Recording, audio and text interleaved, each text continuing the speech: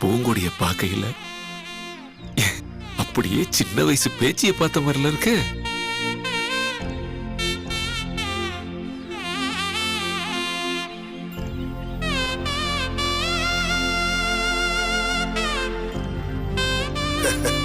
ஆமாச்சியா, அவங்க அம்மாவட்டமே மகளுக்கும் முட்டை முட்டையா அழகா பெரிய கண்ணு இல்ல?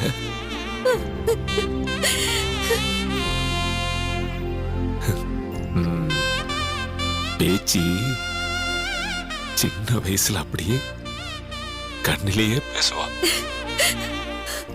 இன்னைக்கு ஒரு நொடி பூங்குடிய பார்த்ததும் பூங்குடி திரும்ப திரும்ப என்ன பார்த்துட்டே போகையில என்னமோ பல வருஷம் கழிச்சு சின்ன வயசு பேச்சியத்தான் பார்க்கணும்னு தோண ஆரம்பிச்சிருச்சு.